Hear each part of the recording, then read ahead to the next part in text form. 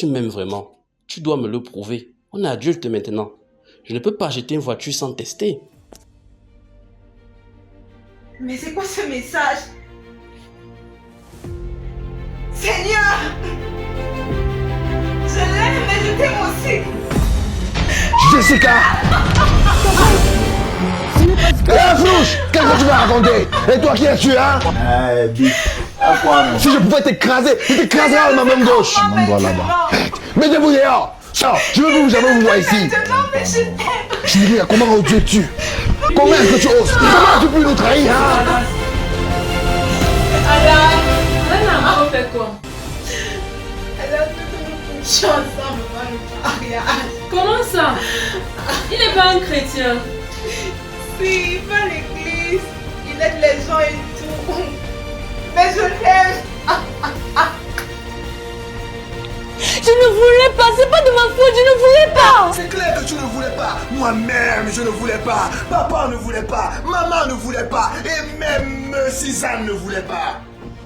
C'est qui Suzanne? Le chat du voisin. Le chat du voisin ne voulait pas également. Moi-même, je ne voulais pas. Personne ne voulait. Mais tu l'as quand même fait. Tu l'as quand même fait, Jessica. Je suis en train de parler des valeurs que nous nous sommes fixées. Telles que se maintenir pur comme une adoration à Dieu et un cadeau pour son futur mari. Mais tu ne l'as pas fait. Tu as craché dessus.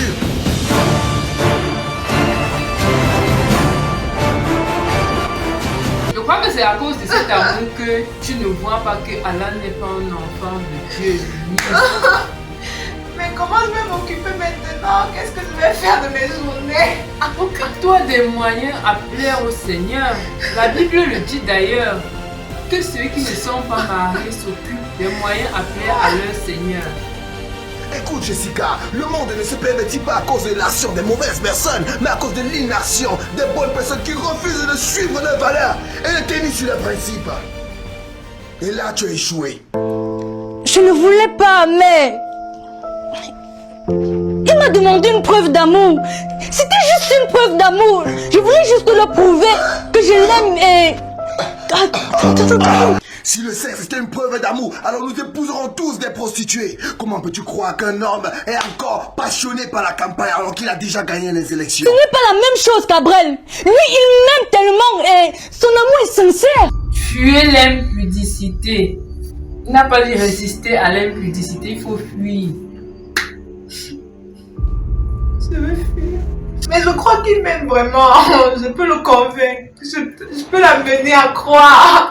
Il m'aime. Non, Luni, tu ne comprends pas. Un homme qui t'aime vraiment respecte tes valeurs. Il les respecte. Mais la question que je veux me poser, est-ce que toi-même, tu respectes tes valeurs, Jessica? Arrête de cracher sur moi sans cesse. Tu n'es qu'un grand frère négligent et tu oses me faire la morale? C'est de ta faute si je suis arrivé jusque-là. Quoi? Tu oses m'accuser, moi? Bon à rien. Bon à rien dans cette famille. Tu ne sais à rien. Rien du tout. Regarde tout ce qui arrive dans cette famille. Regarde. Tout ça, c'est de ta faute. Et pourquoi je ne le ferai pas?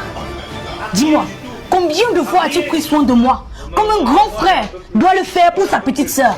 Hein? Combien de fois as-tu pris juste un peu de ton temps pour discuter avec moi?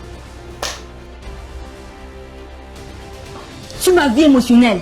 Non, non, non, j'ai trop dit. Dis-moi, combien de fois m'as-tu juste dit que j'étais belle? Mais qu'est-ce que tu racontes? Quoi? Qu'est-ce que tu racontes, Jessica? Tu parles de quoi exactement? Tu m'as très bien compris. Je suis fatiguée d'un grand frère qui prend soin des petites sœurs des autres, tout en ignorant sa propre petite sœur. Tu les amènes au restaurant, tu les parles avec bienveillance. Tu les complimentes à chaque fois qu'elles portent des beaux habits. Mais moi, tu ne m'as jamais dit que j'étais belle.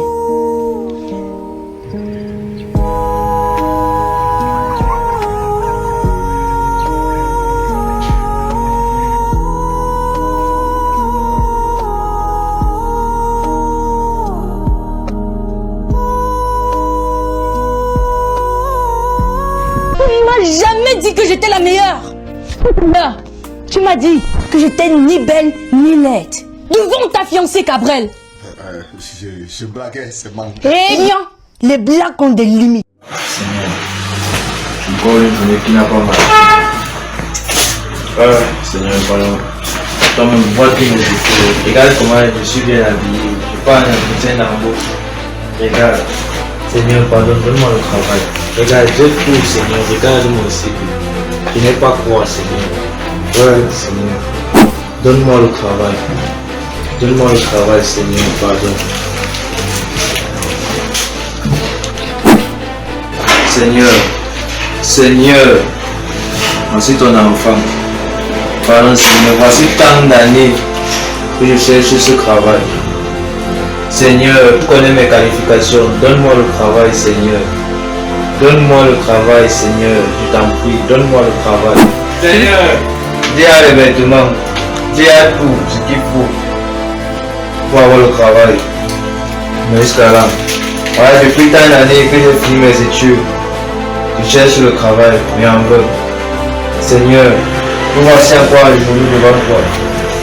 Donne-moi le travail, Seigneur. Donne-moi le travail, Père. Je t'en supplie. J'ai besoin de travail. Pourquoi ne me cherches-tu que pour le travail? Qui parle? C'est qui? As-tu prié pour les malades? Mais, Seigneur. Non, non, Seigneur. As-tu intercédé pour les âmes perdues? Non, Seigneur. As-tu évangélisé, formé des disciples, cherché mon royaume? Désire-moi premièrement, cherche mon esprit. Ma présence brise les blocages, les limitations et les chaînes invisibles. Saint-Esprit, sois ma priorité. Grand frère chéri, j'ai besoin de toi. J'ai besoin que tu sois l'homme pour qui je peux me rassurer. J'ai besoin que tu sois l'homme qui me protège, du moins jusqu'à ce que je me marie. J'ai besoin de toi dans ma vie, comme les petites sœurs des autres ont aussi besoin de toi. Écoute, petite sœur. Je n'ai pas été sage. Je me suis mal comporté envers toi. Mais aujourd'hui que le Seigneur t'a donné la grâce de me rappeler ceci, je prends l'engagement d'être le grand frère que je suis, de respecter mon droit d'aînesse. Si Dieu a voulu que je vienne avant toi, c'est bien pour une raison, pour que je fasse quelque chose que moi seul peux faire dans ta vie.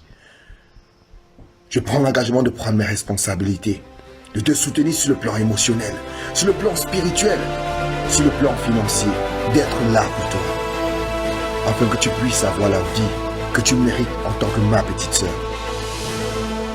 Et de la même façon, Jessica, je tiens à ce que tu me fasses une promesse, s'il te plaît. Laquelle? Promets-moi et promets à Dieu de te conserver pur comme une adoration pour le Seigneur Jésus-Christ et de te conserver pur comme un cadeau pour ton futur conjoint. Je veux dire clairement de te conserver vierge comme un cadeau pour ton futur conjoint. Je le promets. Je promets de rester vierge jusqu'au mariage, comme signe d'adoration pour mon Dieu et comme un cadeau pour mon futur mari. Un fondement solide commence par l'obéissance. Je peux m'abandonner à Jésus. Merci beaucoup, ma soeur. Je t'en prie. Sois forte, je te comprends. Bâtir sur le sable, c'est céder à la pression. Bâtir sur le roc, c'est obéir à Dieu, même quand ça fait mal. Waouh! Bâtis ta vie sur le bon fondement et Dieu visitera ta maison. Pour te prouver que je suis conscient de tout ce que je t'ai promis, tu vas commencer à jouer ton rôle de petite sœur et moi je veux commencer à jouer mon rôle de grand frère. On doit vivre comme des grands frères et petites sœurs. On doit vivre. Chacun ses devoirs et ses responsabilités. Un fondement solide restaure les familles. Quand ta vie est bâtie sur le roc, rien ne peut t'ébranler. Le monde te pousse à construire vite sur le sable du plaisir, de la peur et de la facilité. Mais quand la tempête arrive, tout s'écroule. Dieu t'appelle à bâtir autrement, à bâtir sur le roc, sur sa parole, sur sa présence. Un fondement solide, ce n'est pas une religion, c'est une relation vivante avec Christ. C'est choisir l'obéissance plutôt que la pression, la prière plutôt que le désespoir, l'Esprit de Dieu comme priorité. En cette année 2026, ne te contente plus de croire. Bâtis, enracine-toi, deviens disciple. Bâtis ta vie sur des fondements solides et deviens disciple de Christ. Rejoins-nous, bâtissons ensemble et laissons Christ transformer nos vies.